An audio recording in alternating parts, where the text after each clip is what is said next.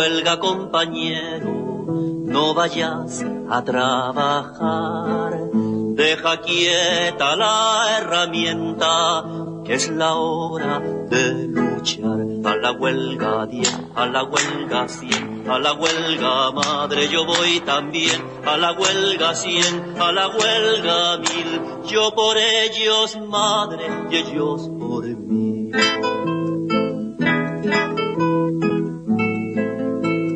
Contra el gobierno del hambre nos vamos a levantar, todos los trabajadores, codo a codo con el pan. A la huelga. Contra el gobierno del hambre nos vamos a levantar, todos los trabajadores, así dice la canción, y es lo que tenemos que hacer en esta Argentina de estos gobiernos de hambre que tenemos.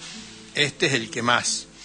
Bueno, en el editorial de hoy vamos a romper, no con el programa, sino un poco con la tradición política de la izquierda argentina o de algunos sectores de la izquierda que se la pasan hablando de las derrotas, Hoy vamos a hablar de un gran triunfo revolucionario, de un triunfo obrero espectacular, pero justamente como fue un triunfo impresionante, está semi borrado de la historia. Tristemente. O está incluido en una situación más grande, pero fue el hecho, en el Rodrigazo, pero vamos a hablar del hecho decisivo, el punto culminante del Rodrigazo, que fue una huelga general convocada por el movimiento revolucionario. Yo iba a introducir diciendo que, bueno, que en esa época tuvimos como grandes triunfos, en la década del 60, desde el punto de vista de la teoría marxista, se reintrodujo la lucha por el poder, fue un triunfo político ideológico.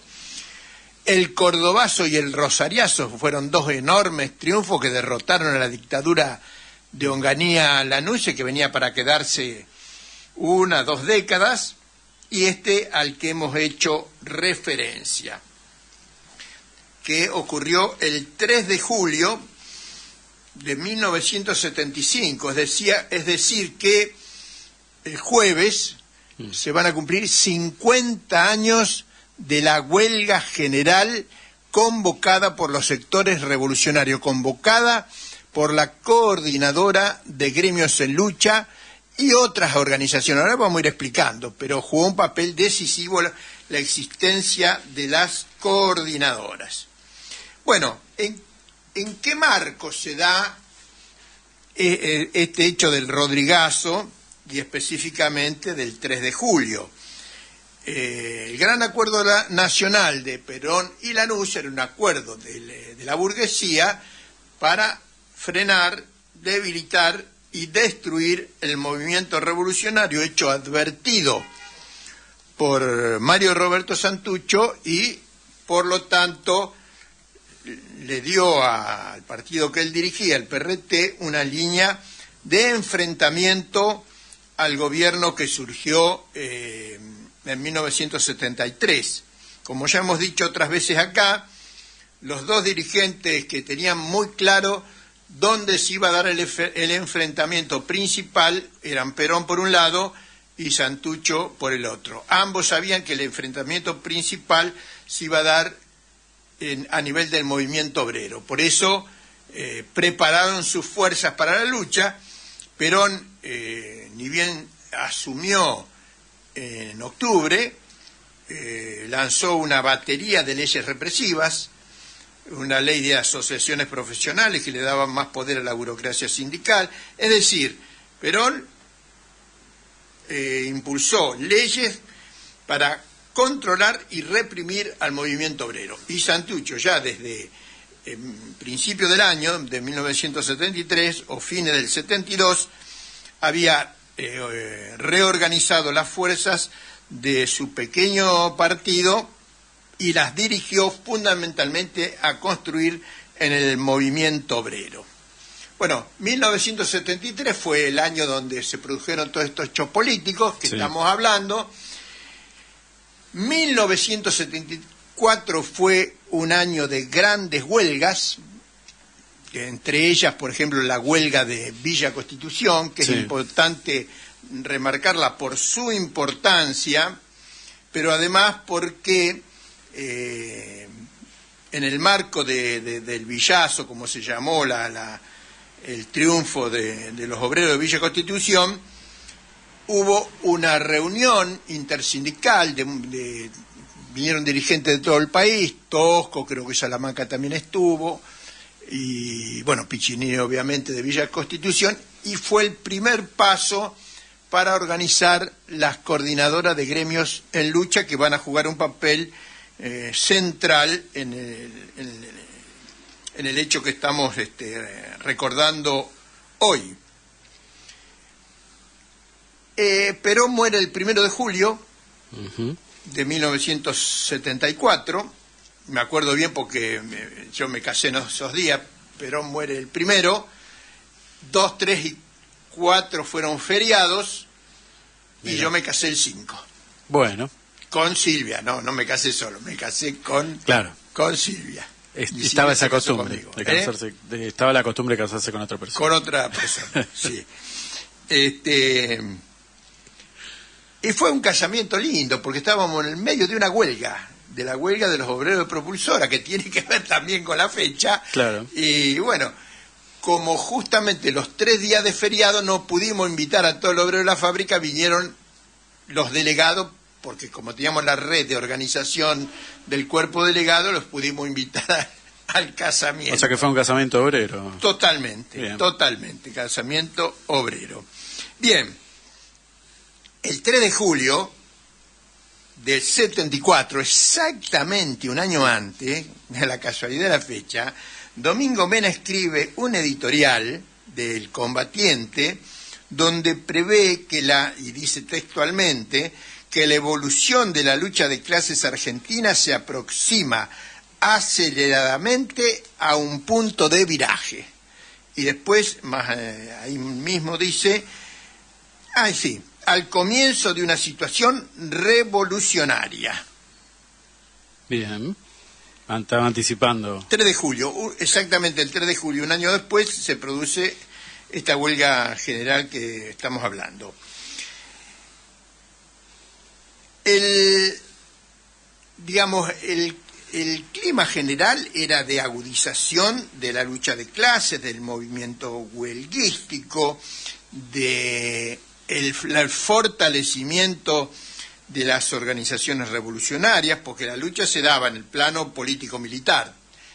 Dentro del plano político teníamos las grandes huelgas que si bien eran de carácter reivindicativo, producto de la gran represión que llevaba adelante el gobierno peronista contra las huelgas obreras, adquirían rápidamente unas características políticas, como por ejemplo la de Villa Constitución, las huelgas en Córdoba.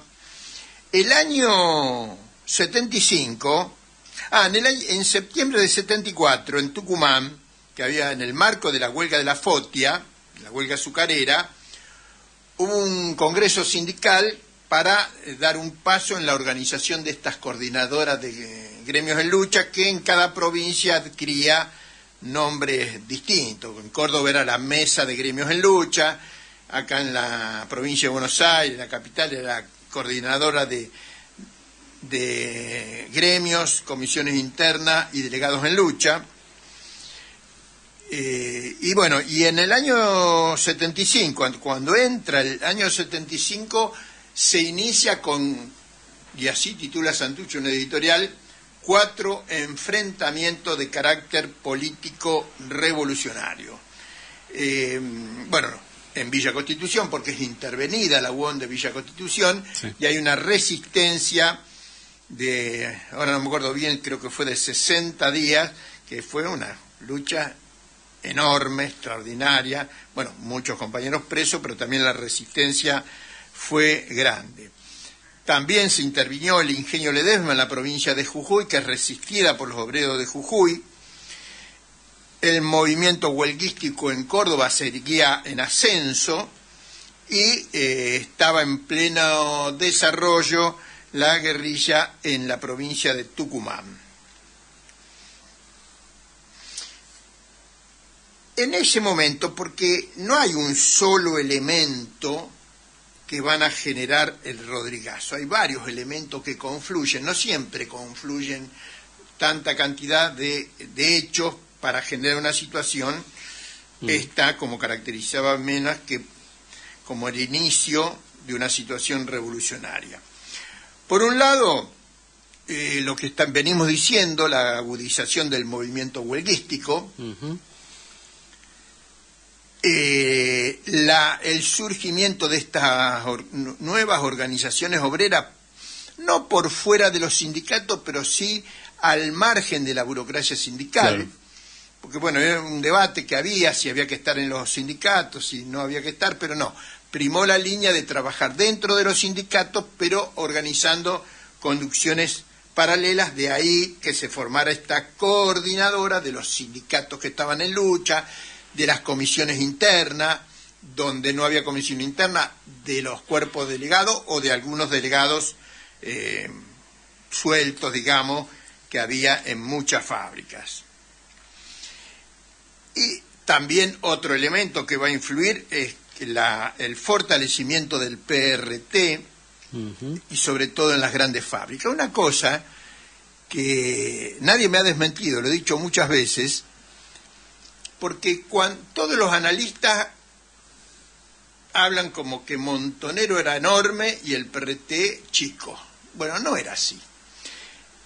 Porque yo creo que muchos analistas hablan con el impresionismo de las grandes movilizaciones del 72, de las elecciones, donde las columnas de Juventud Peronista y Montonero eran impresionantes. Sí, sí. Eran impresionantes, no estoy achicando nada. No.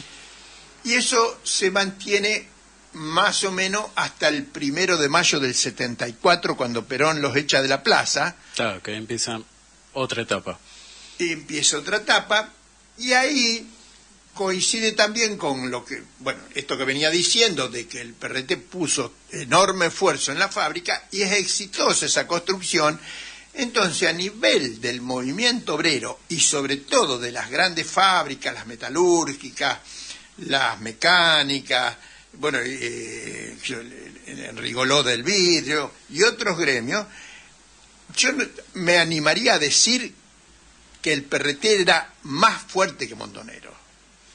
No, más fuerte que Montonero. Y de hecho quedó demostrado, ahora lo vamos a decir por qué quedó demostrado un año después.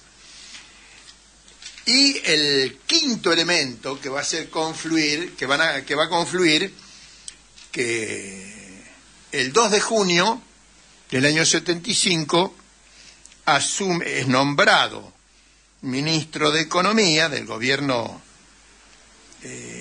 peronista. Perón ya había muerto. Uno de los elementos que analiza Domingo Mena en este editorial del 3 de julio es que la muerte de Perón, si bien no cambiaba la correlación de fuerzas desde el punto de vista objetivo, sí desde el punto de vista subjetivo, Mena analiza el papel del individuo en la historia, y bueno, obviamente Perón tenía gran autoridad política como para contener este auge revolucionario, o por lo menos hacer fuerza para contener este auge. Muerto Perón, ese elemento de contención de la burguesía desaparece, y esto facilita el desarrollo de las luchas de este periodo que estamos analizando. Entonces, producto de la crisis económica que había en ese momento, bueno, una de las tantas veces que estos modelos digamos, de acumulación en base a la expansión de demanda entra en crisis, y es nombrado el 2 de junio de 1975 como ministro de Economía Celestino Rodrigo. ¿Qué hace Celestino Rodrigo? Bueno, para ser breve y bien ilustrativo, y para que entienda la juventud de hoy, es el primer plan económico de shock que el último fue el de Milei. Primero fue el de Celestino Rodrigo y el último el de Milei. Las mismas medidas. Mega devaluación del peso frente al dólar, aumento de las tarifas, caída de los salarios, pero se da en el marco de lo que venimos diciendo, y creo que no anoté acá como un elemento más, sí, un elemento más, es que desde marzo se habían iniciado las discusiones paritarias, es decir, discutir los salarios, las condiciones de trabajo. Históricamente, la discusión de los convenios paritarios generaron en la Argentina movilizaciones obreras, un auge de las movilizaciones obreras por la importancia que tenía lo que se estaba discutiendo, con la particularidad de que ahora se daba en este marco que estamos describiendo, claro. En una situación donde la burocracia sindical, aquella surgida después de la derrota del movimiento obrero durante el gobierno de Frondizi, sino que además de la burocracia surgida en aquellos años, aparecían las coordinadoras de gremios en lucha en las grandes ciudades y en casi todo el territorio nacional. Bueno, se toman estas medidas y esto calienta la situación, las discusiones paritarias. Ya se veía que el gobierno tenía intenciones de ponerle tope a las paritarias. Después vamos a ver que va a haber un decreto el día 28 de junio. Pero mientras tanto se desarrollan las discusiones paritarias y hay una gran agitación en el movimiento obrero. Para no contar todas, vamos a hablar una de las más importantes. El lunes 16 de junio, en la fábrica Ford, que era la segunda fábrica más grande de la Argentina, en aquel momento la primera era Somisa, en San Nicolás, la segunda más importante, la fábrica Ford, dice el petizo Kremer, un compañero nuestro, dice que la fábrica parecía que ardía. Bastaron 2 palabras para que los obreros se encolumnaran por la Panamericana hacia Plaza de Mayo. Movilizados. Entonces arrancan los 6.000 obreros de la Ford y se le plegaron todas las otras fábricas. Muchas fábricas de la zona norte haciendo una importante columna. No llegó porque, bueno, a la altura de la General Paz había una pinza del ejército, de la policía, hubo diferencia dentro de la conducción de la columna, muy criticada por Benito Urtiaga, porque Benito Urtiaga, que era del Buró Político del PRT, tenía múltiples tareas en la dirección del partido, no las voy a enumerar todas, pero era como el lugarteniente Santucho. Donde no estaba Santucho estaba él, además era el responsable de inteligencia, de contrainteligencia, de toda la parte logística, atendía a las 3 regionales de Buenos Aires y como de los dirigentes del partido él no había hecho experiencia de trabajo en fábrica, no podía hacerlo en ese momento porque estaba clandestino, claro. Fue enviado a la Ford para hacer un trabajo desde afuera.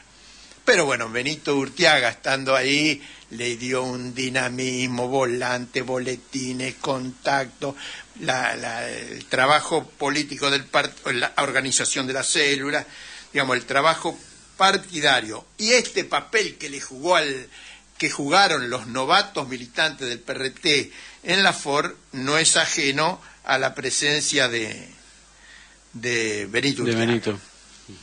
El 18 de junio hubo un intento por parte de la UOCRA de organizar una movilización en apoyo al gobierno, pero fracasó. El clima era al revés. Claro, de conflicto, de conflicto. De escalada. El 21 trascendió que la UOM y textiles acordaron aumentos mayores al 100%.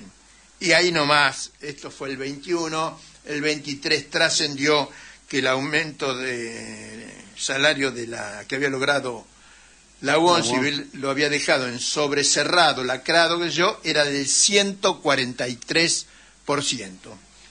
Hubo un gremio, que no me acuerdo cuál es, que se apuró y arregló por un 45%, que era un nada. Claro. Entonces el ministro de Economía, Celestino Rodrigo, nos vamos a pasar de la hora, pero... Tranqui. Estamos en esto. Estamos en eso. Celestino Rodrigo le pidió a Isabelita, que era la presidenta de la República, que sacara un decreto poniéndole tope a las paritarias. El 27 de junio, la CGT llama una huelga en Capital y Gran Buenos Aires y una concentración a Plaza de Mayo en apoyo al gobierno. Yo estuve en esa movilización, se había salido de fábrica, pues después eso lo cuento en todo caso en otro momento, pero estaba vinculado a la fábrica desde afuera, como si estuviera dentro. Esa gran concentración del 27 de junio, que se llenó en la Plaza de Mayo, una movilización obrera de la CGT, era en defensa de Isabel. Se cantaron consignas en contra de López Rega, pero comenzaban algunas consignas en contra de Isabelita. No se cantó la marcha peronista. Es un montón. Varias veces se cantó el himno nacional. Sí. Y la huelga esta, que había sido decretada solo para Capital y Gran Buenos Aires, espontáneamente se extendió a todo el país. Ya está, se prendió fuego todo. Bueno, después de eso, al otro día, el 28, lo único que le quedó a Isabelita fue anunciar el decreto que no homologaba los aumentos acordados en las paritarias y dispuso un aumento por decreto con un tope salarial del 50%. Estamos hablando de la UON del 148%, el 50% era nada, y después, bueno, escalonado, 15% en octubre, otro 15% más. Claro, en el medio se va disolviendo un poquito eso. Claro. Bueno, ante este anuncio, el país ya era una caldera, estalló. No sé, para tener una imagen, yo la imagen que siempre recuerdo es que si uno tomaba la Costera era un colectivo que va por el Camino Cintura, Ruta 4, Camino Cintura, y es todo un camino, está lleno de fábricas. Entonces uno iba por ahí y ¿qué veía? Una fábrica tomada acá, una marcha por el otro lado, un corte en la otra esquina. Todo movilizado. Todo movilizado. La clase obrera estaba movilizada en todos lados.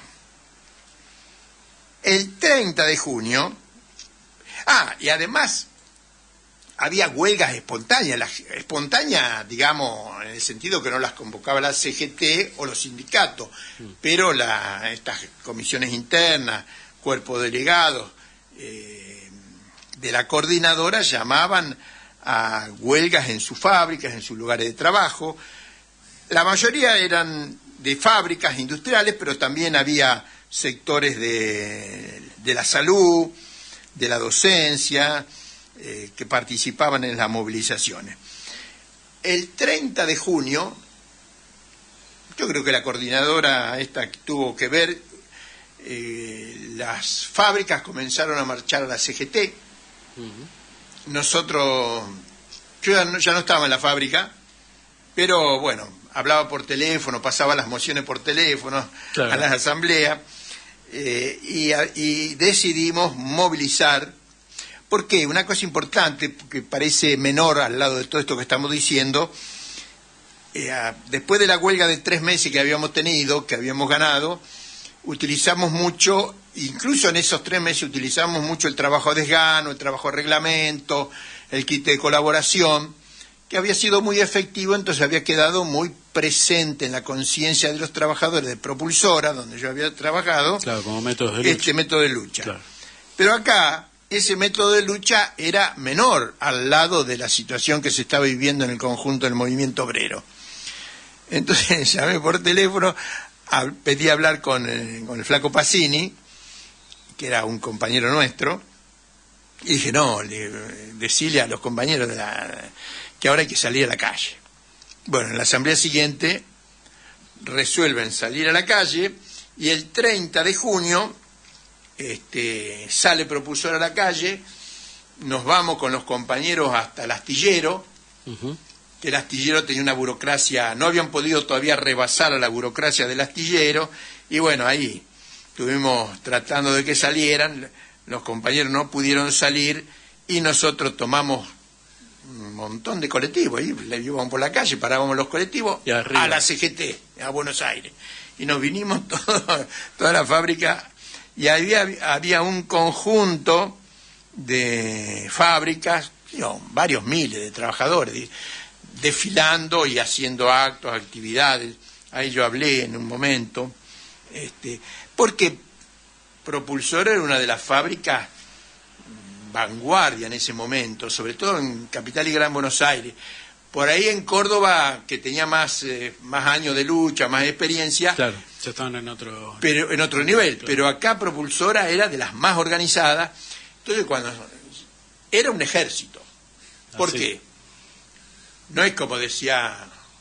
O sea, Balbín acusó a la guerrilla fabril, que por un lado tenía razón Balbín de que los obreros nos organizábamos como un ejército, pero no es porque habíamos hecho orden cerrado con ningún jefe militar, sino porque la organización que te da la patronal para producir en la fábrica, sobre todo en el Fordismo, es el mismo que en el ejército. Claro.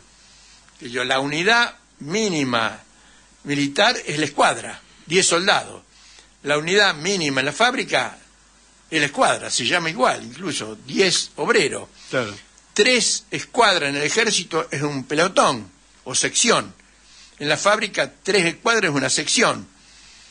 3 pelotones y secciones es una compañía en el ejército. En la fábrica 3 secciones es un departamento, es un, ¿cómo se llama?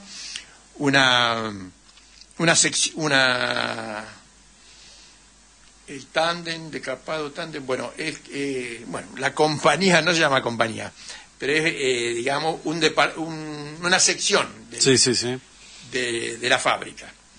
Y bueno, y todas las secciones forman el departamento de producción, después está el otro departamento de control de calidad. Es decir, que la organización de los trabajadores dentro de una fábrica es la misma, exactamente la misma, que la de un ejército. Y cuando los obreros salían a luchar, ¿cómo se iban a organizar? Como habían aprendido en la fábrica. Obviamente. Bueno, entonces llega Propulsora con los cascos amarillos, ahí impresionante. Y nos hicimos del micrófono y hablamos en la puerta de la CGT. Pero yo cuento que hablando ahí, me di cuenta que no teníamos consigna para el momento. Porque la masa a uno le genera muchas ideas. Entonces yo decía, bueno, ayer, ¿cómo seguimos? Esto es una reflexión que hice en el medio del discurso, en el medio que estaba hablando. Claro. Necesitamos una consigna política. Y me mandé ahí en frío, vamos al Congreso. Así. O sea que la reflexión comenzaba a ser correcta porque se volcó para el lado político, pero le faltó elaboración.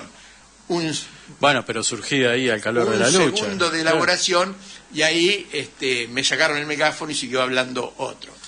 El Chipi Castillo, que nunca estuvo en una situación así, dice, no tenían línea, no tenían Chipi. Sí, nos faltó, porque es verdad. Pero no fue lo decisivo por lo cual pasaron las cosas que pasaron. Después lo vamos a analizar eso, vamos a volver sobre este hecho, por qué el 30 de junio en la puerta de la CGT un dirigente obrero del PRT no tenía línea. Bueno, en todas las grandes ciudades se generalizó una huelga prácticamente espontánea en el sentido que venimos hablando, y las coordinadoras de gremios en lucha convocaron una huelga general para el día 3 de julio, que se cumplió con alto acatamiento en las grandes ciudades, sobre todo en las ciudades industriales, Buenos Aires, Gran Buenos Aires, Córdoba, Rosario, Tucumán, Mendoza, Santa Fe, San Nicolás, bueno, y algunas otras ciudades industriales.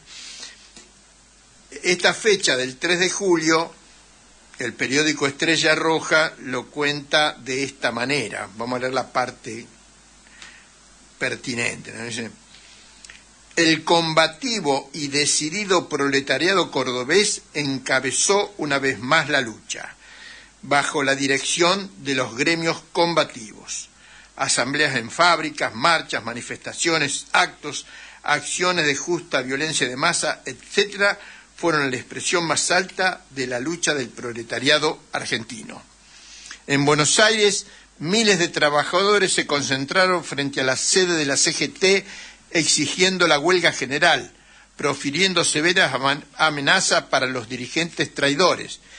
Este fue el punto de inicio. A partir de ese día se fueron paralizando todas las grandes fábricas del Gran Buenos Aires, culminando esta formidable ola de movilización el jueves 3, cuando el proletariado de Buenos Aires escribió una de las mejores páginas de su historia hasta nuestros días.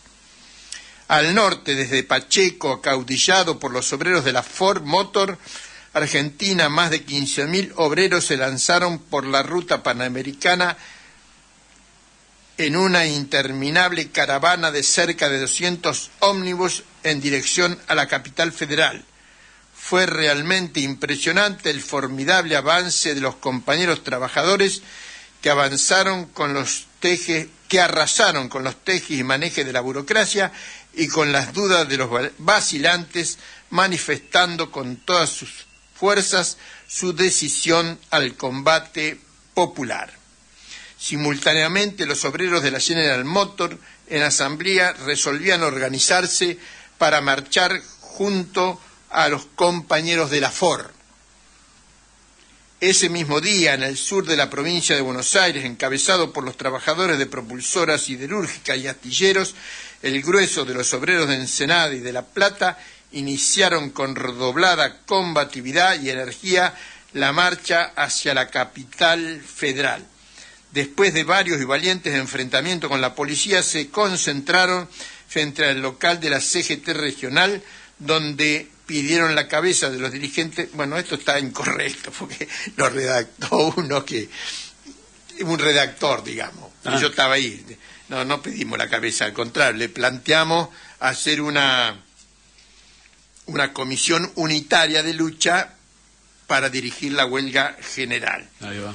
Mientras tanto, en Rosario, gigantescas columnas de 6 y 7 cuadras colmadas de manifestantes obreros que venían del cordón industrial de la zona norte de esta ciudad, revivieron las jornadas del Rosariazo, recorrieron las calles céntricas expresando su odio al gobierno y su decisión de inquebrantable lucha. Bueno, ese día, después podríamos de la marcha propulsora, podemos contar en particular, pero se nos está haciendo largo. Sí. Ese mismo día, el Consejo Directivo de la CGT llamó a la reunión de su máximo organismo directivo, que es el Comité Central Confederal, el cual a la noche del 3 de julio decidió convocar a una huelga general los días 7 y 8 de julio. Pero acá, ¿cuál era la situación? La situación era que la CGT era la mortadela del sándwich. ¿Por qué? Porque por un lado estaba enfrentado con el gobierno de Isabelita y López Rega, que había derogado los acuerdos paritarios, o sea que estaban peleando contra su propio gobierno, claro. Y por otro lado le había salido un competidor de Temer, interno, claro, que era la coordinadora de gremios en lucha. Entonces esta medida de llamar un paro de 36 horas era sin movilización, que por un lado enfrentaba al gobierno, pero por otro lado salía desmovilizaba y salía a disputar o a tratar de recuperar la dirección del movimiento obrero. Qué cosa que en parte lograron, pero bueno, ganaron ellos, nosotros también, renuncia López Rega, Rodrigo, el ministro de Economía, le renuncia a López Rega, todo el gabinete, se rearma un nuevo gabinete, que se abrió, y ahí se abre una situación, como dijo Mena, y que Santucho también después en Poder Burgués y Poder Revolucionario lo analiza, estábamos entrando en una situación revolucionaria. Pero ¿qué pasó? No se lograron algunas cosas fundamentales, por ejemplo, la unidad de la dirección revolucionaria. Ahí entre el PRT, Montonero y el Partido Comunista, que eran las tres organizaciones más grandes, no hubo posibilidad de llegar a un acuerdo, una política común. La línea nuestra, que era unificar la lucha reivindicativa con la lucha democrática, tampoco prosperó. Y bueno, y un hecho que en pocos análisis se tiene en cuenta, pero para mí me parece que es el decisivo, es que el movimiento obrero se había radicalizado desde el Cordobazo, pero se había seguido radicalizando, pero la maniobra del gran acuerdo nacional de Lanús y Perón habían logrado no frenar la movilización obrera, al contrario, la movilización obrera derrota a Perón y al gobierno peronista. La política de Santucho derrotó a la política de Perón, pero la política de Lanús, del GAN, le hizo jugar al peronismo burgués y burocrático el papel de colchón, claro, y neutralizó a los sectores intermedios de la clase, a los sectores menos concentrados de la clase obrera, a los sectores pequeños burgueses, sumado a la AAA, que la AAA había asesinado decenas y centenares ya de militantes, sobre todo universitarios e intelectuales. Entonces la clase obrera, durante la jornada del 3 de julio, bueno, todas las jornadas del Rodrigazo, estaba muy combativa, muy organizada, pero estaba sola. Entonces yo ahí saco conclusiones. La clase obrera es un factor decisivo, el más importante en la lucha popular, pero sola no le alcanza. Claro. Necesita del acompañamiento de los sectores intermedios. Ahora, como no estamos en una situación revolucionaria, dicen, esto es un reformista. Bueno, no, muchachos, hay que aprender de la historia, porque si no, no van a seguir ganando ellos. Las posiciones izquierdistas, de ser exitosas, lograrían lo que la táctica de Lanús y Perón lograron en aquel momento. Es decir, es una línea contrarrevolucionaria. El ultraizquierdismo no es una pavada ser ultraizquierdista, es bien pequeño burgués, no es revolucionario. Yo soy más revoluta que vos. No, bueno, pará, muchachos, no es así. De Lenin, de Mar para acá la cosa es distinta. Y en la Argentina también. Bueno, justamente, y para terminar acá, yo creo que este hecho, que la clase obrera se quedó sola, no le permitió condicionar el golpe militar que se estaba preparando y que se produjo el 24 de marzo. O sea, llegamos al golpe militar del 24 de marzo del 76, no con la clase obrera desmovilizada, porque si uno tomaba la Costera en marzo de 1976, veía un panorama similar al de junio y julio del 75, pero sola la clase obrera. Ese fue el hecho decisivo por el cual el golpe del 24 de marzo produjo el repliegue del movimiento obrero. Pero bueno, de ahí lo dejamos para otro día, otro momento. Bueno, fue más una charla esto que un editorial. Bueno, pero muy bien. Espero que haya servido para algo.